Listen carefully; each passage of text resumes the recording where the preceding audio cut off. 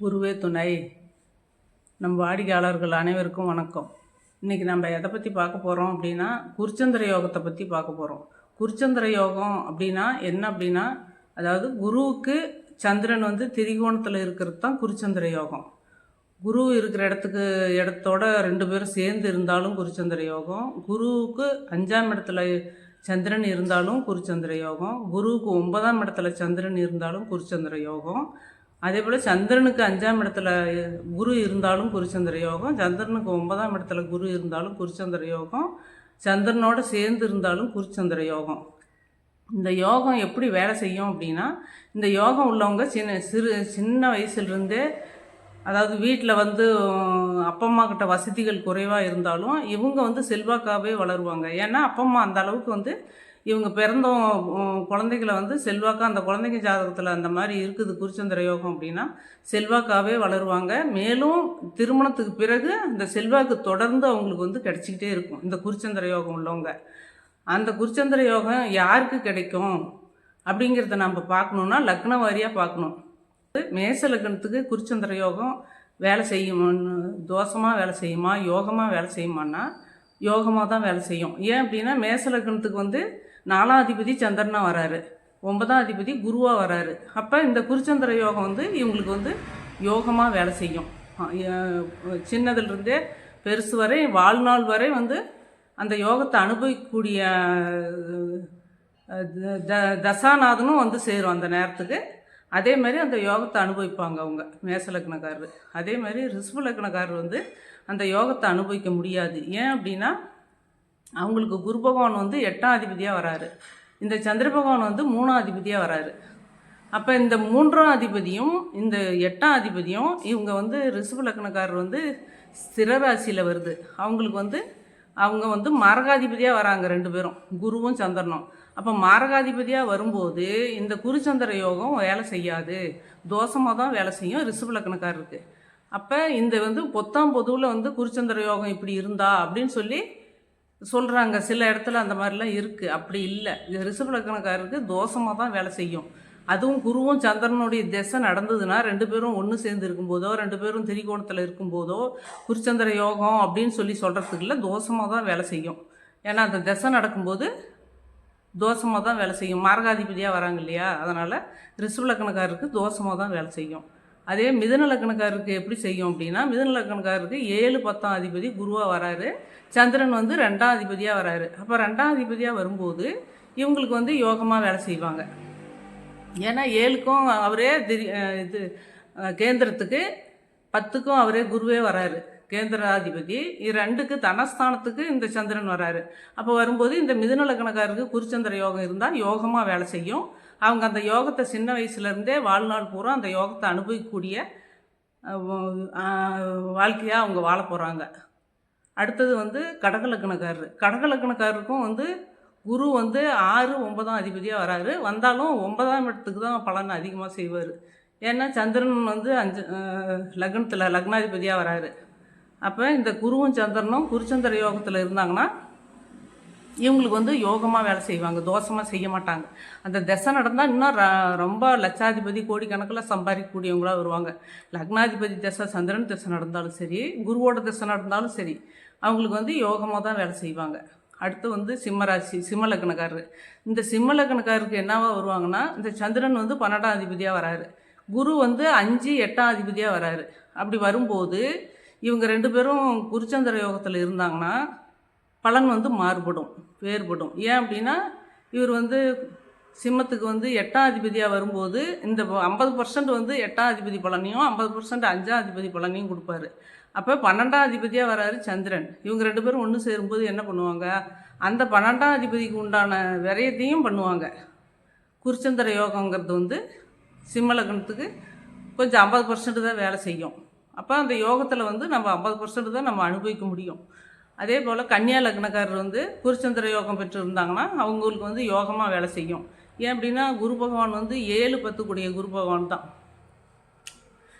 4, 7 கூடிய குரு பகவான், 4, 7 கூடிய குரு பகவான் 11ஆம் அதிபதி சந்திரன். அப்போ 11ஆம் அதிபதி யோகாதிபதியாக வராரு. யோகாதிபதியாக வரும்போது இந்த குரு பகவானும் சந்திர பகவானும் ஒன்று சேர்ந்திருந்தாலோ திரிகோணத்தில் இருந்தாலோ குருச்சந்திர யோகம் பெற்றிருந்தா இவங்களுக்கு வந்து பலத்த யோகத்தை கொடுக்கும். சிறு வயதுலேருந்தே யோகத்தை அனுபவிக்கக்கூடிய பவர் வந்து இவங்களுக்கு கன்னியா லக்னக்காரருக்கு இருக்கும்.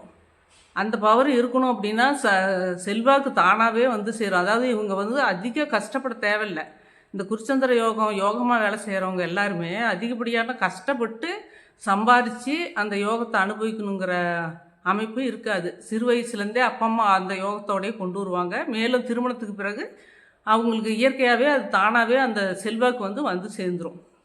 அப்போ அடுத்தது துலா லக்னக்காரருக்கு வந்து 3 6ஆம் அதிபதியாக வராரு குரு பகவான். அப்போ 10ஆம் அதிபதியாக வர்றாரு சந்திர பகவான்.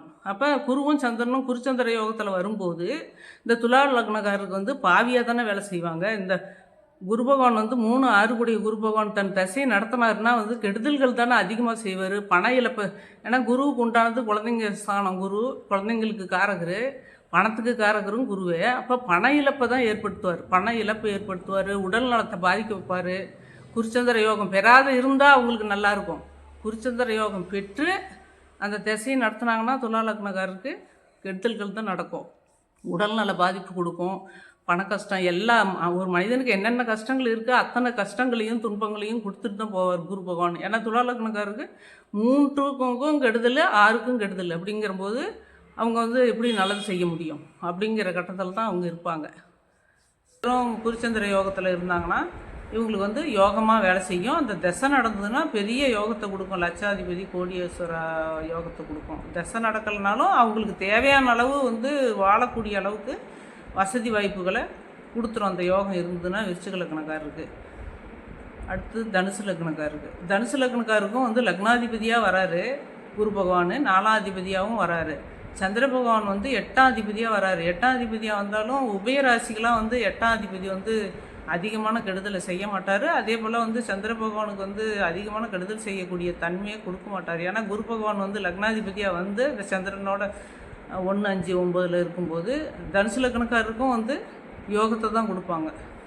அந்த நிலையில் தனுசு லக்னக்காரரும் அந்த குருச்சந்திர யோகம் பெற்று அவங்க ஜாதகத்தில் இருந்தாங்கன்னா நல்ல யோகத்தை அனுபவித்து வாழக்கூடியவராக இருப்பாங்க தனுசு லக்னக்காரரு.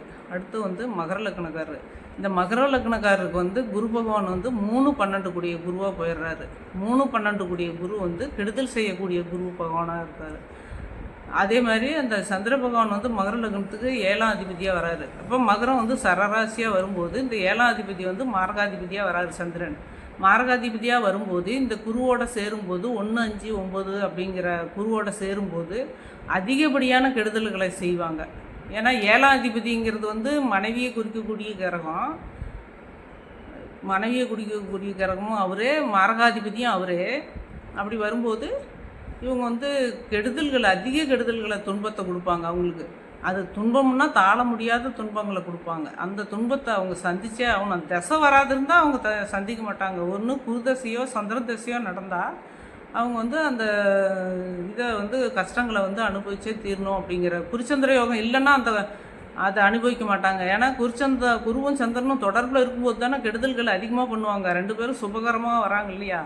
அப்போ கெடுதல்கள் அதிகமாக பண்ணுவாங்க. அவங்க அதை வந்து தோஷத்தை தான் கொடுப்பாங்க. மகர லக்னக்காரருக்கு யோகத்தை கொடுக்க மாட்டாங்க. அதே கும்பலக்கணக்காரருக்கு வந்து 2ஆம் அதிபதி 2 11ஆம் அதிபதியாக குரு வராரு. ஆனால் சந்திரன் வந்து 6ஆம் அதிபதியாக வராரு. அப்போ அந்த குருச்சந்திர யோகம் வந்தது அப்படின்னா இந்த சந்திரனுக்கு உண்டான பவர் மட்டும் குறையும், ஒரு 50% குறையும். குரு பகவானுக்கு உண்டான பவர் வந்து குறையாது. குருச்சந்திர யோகம் கும்பலக்கணக்காரருக்கு இருந்தால் அது ஒரு 50% 40% 50% குறையறதுக்கு வாய்ப்பு இருக்குது. ஆனால் அவங்களுக்கு வந்து யோகம் அனுபவிப்பாங்க. அதுக்கு மேலே யோகத்தை அனுபவிப்பாங்க. அதிக துன்பத்தை இந்த மகர லக்னக்காரருக்கு கொடுக்குற அளவுக்கு துன்பத்தை கும்பலக்கணக்காரருக்கு கொடுக்க மாட்டார். நல்ல யோகத்தை தான் அனுபவிக்கக்கூடிய இதில் வரும் சூழ்நிலையில். அதே மீன லக்னக்காரருக்கு வந்து பெருத்த யோகத்தை கொடுப்பார் குருச்சந்திர யோகம். ஏன் அப்படின்னா லக்னாதிபதியாகவும் வராரு குரு, 10ஆம் அதிபதியாகவும் வராரு. சந்திரன் வந்து 5ஆம் அதிபதியாக வராரு. அப்போ 5ஆம் அதிபதியும் 10ஆம் அதிபதியும் தொடர்பில் இருக்கும்போது அவங்களுக்கு பெருத்த யோகத்தை கோடீஸ்வர யோகத்தை அதெல்லாம் கொடுப்பாங்க. அந்த திசை வந்தாலோ சந்திரன் திசை வந்தாலோ குரு திசை வந்தாலோ மீன லக்னக்காரருக்கு பெருத்த யோகத்தை கொடுப்பாங்க. நல்ல யோகத்தை அனுபவிக்கக்கூடியவங்க மீன லக்னக்காரரு. நம்ம வாடிக்கையாளர்கள் அனைவரும் வாழ்க வளமுடன். இந்த வீடியோ பிடிச்சிருந்தா சப்ஸ்கிரைப் பண்ணுங்கள், லைக் பண்ணுங்கள், ஷேர் பண்ணுங்கள். உங்களுக்கு தொடர்ந்து என் வீடியோ வரும், நீங்கள் பார்க்கலாம்.